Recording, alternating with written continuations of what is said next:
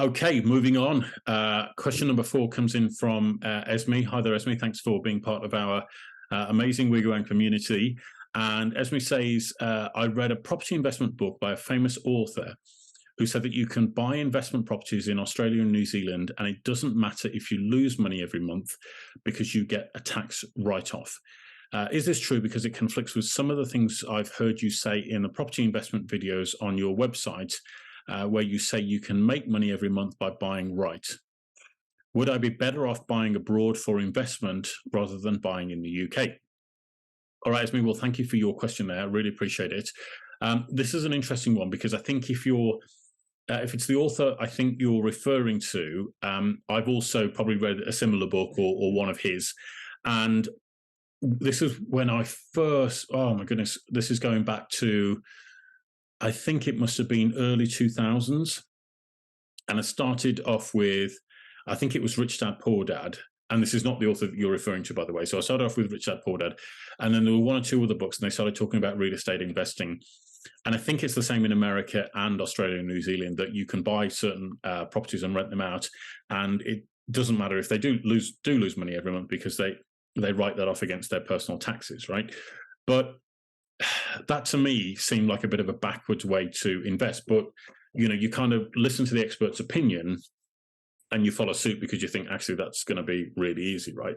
And after I'd read this particular book, I'll share a funny story with you, Esme, which most people don't know.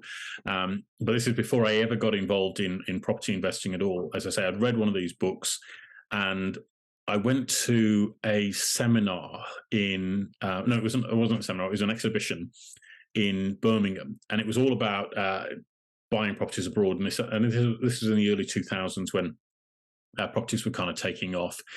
And I remember speaking to this guy at this exhibition, and I was like, this is what I've read in this book, right? And he goes, yeah, that's exactly right. That's exactly right. That's how you make money in property, right? And he said, you might be losing money every single month, but the property value is increasing massively.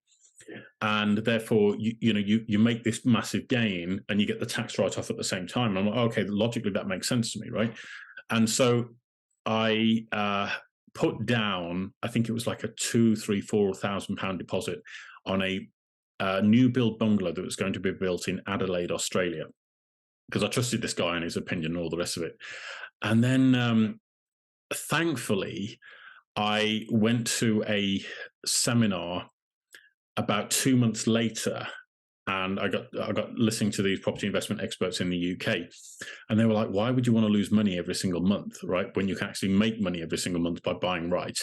And if you do it right, you can buy property with none of your own money. And I'm like, oh, okay, well, this guy's telling me I can buy a property and I'm going to put down £20,000 or $20,000 as it was then, and then I'm going to lose £150 a month, and then eventually the property will go up like 20%, and then I'll sell it and I'll claw back all my losses on it. And it kind of like, the more I thought about it, like, this didn't make any sense. And it probably does make sense if you're buying expensive property and you're a high earner, for example, in Australia, New Zealand, or America. That probably does make sense somewhere. But for me, it was more like, well, if I can buy property with little or none of my own money in the UK, and I can make money every single month so that it pays me, like, why wouldn't I buy in the UK, right? And so I ended up pulling out of that deal, and I lost that $4,000 that I put down as a deposit because it was like non-refundable. But it was the point of me telling that story as me is it was a big lesson to realize, actually, do you know what? I could have lost a whole lot more. I could have put my 20 grand in, and I could have lost 150 a month for however long. And that assumed, of course, that the property was going to go up in value. And it assumed, of course, that the developer would have finished off the project. And it assumed that I didn't have a troublesome tenant in it when, they're 12 hours ahead in Adelaide, Australia, and, the tenant could have trashed the property, and it could have been into all sorts of repair bills and hassle. And this is the kind of thinking that you do when you don't really know what you're doing, but you listen to somebody who's a perceived expert and they've written a book on it. You go, okay, great. Well, I can do this because, this is what this guy says. And then, the information they share in the book seems to make some kind of broad sense. And unfortunately, that's what I've seen with a lot of people that they've done is having coached, mentored, and trained a lot of people in property investment in the UK. I've seen a lot of people that have bought properties where they are losing money every single month, and it doesn't make financial sense to be doing that, because there are better ways of doing it if you know the formula in the equation for buying properties right in the first place. And that has to be led by buying property at a discount. And if you can focus on that, Esme, in terms of your buying tactic, that you're buying property at a discount, and then your second part of that equation is that the property cash flows, i.e. there's an excess of income every single month than what you're actually paying out. And don't forget, when you're working out your equation for your cash flow, you're not just taking into account your mortgage. Okay, you have to take into account your lettings and management fee, and then you have to take into account what is known as, we call it monthly operating expenses, which is where you set aside an allowance every single month to cover the repair, maintenance, and upkeep of your property over the term of your ownership, okay? Otherwise, things will go wrong, like the boiler will fail or whatever else it might be, and you haven't got money set aside to repair it, and then you start entering problems, okay? So the cash flow equation has to be, you've got your rent coming in, that might be 800 quid a month. You're paying your mortgage, which might be 350 a month. You're paying your lettings and management 10% or 12%, whatever it might be. You're taking off your monthly operating expenses. Is there a net cash flow at the end of the month that goes in your pocket? If there is, that tends to be a good investment. But you must stress test your costs, i.e. your mortgage, at a rate of, with a base rate, shall we say, of 6%. Okay, there's quite a lot of information that I've given you, Esme, so you might want to rewind and watch this video a little bit over and over again. But if I was in your shoes, I'd be looking at investing in the UK, because we have a saying, or we have a saying in the property investment world, which is the diamonds are under your feet.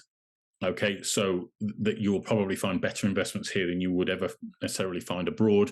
But a lot of people get attracted to buying abroad because it's exotic, right? So you're buying in a sun-kissed country, or whatever else it might be. But you know, there are all the sort of hassles that go with that.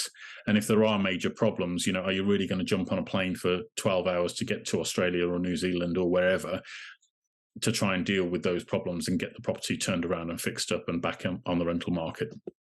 I don't know, but those are the sorts of things that you want to be asking yourself, Esme, okay? So I hope that makes a lot of sense. If not, or if you want more information, reach out to me, let me know, and I'll be more than happy to fill in the blanks on what I've just said to you. But it's something that I'm very passionate about, is making sure that new investors, particularly when they're trying to start off building their property portfolio, that they do it with safety, certainty, and speed. And those are the most important things. All right. So thanks for the question, Esme. Wishing you the best of luck. And yeah, as I say, anything else we can do, let me know. All right. Thank you. All right. Well, ladies and gentlemen, thank you for your time and attention today. Really appreciate you being with us. As always, week in, week out. We've done 17 weeks of this now. And I'm really excited as we go into the new year, because we've got, still a ton of work to do, but some pretty amazing announcements coming in early January. So keep an eye open for those. For those of you that have other questions or concerns or comments or feedback, feel free to feed them back to us on happytohelp@WiggyWam.co.uk. That's our email address, which is happytohelp@WiggyWam.co.uk. You can also go to our website to find more knowledge, resource, and experience, which is WiggyWam.co.uk. That's WiggyWam.co.uk. Or you can find us on Twitter, which is hashtag is at WiggyWam_UK. So that's at WiggyWam_UK. And you can send us questions or, follow us for different knowledge and information that we share on social media through there as well. Please do consider subscribing to these videos, hitting that like button, and also sharing it with your friends and family on social media, because it does help us to increase our reach and solve problems for people that they're dealing with that could be really, really useful, or save them a fortune in abortive fees or getting a deal wrong, which costs them a lot of money in the long term. So thank you for all your support as always. I'm wishing you a very, very, very happy new year, and wishing you all the best for 2023. I'm excited to see what the year will bring.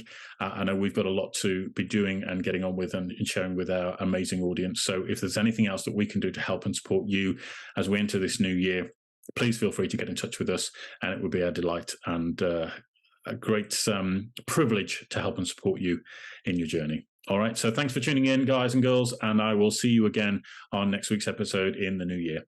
You take care. Thanks ever so much. Bye-bye.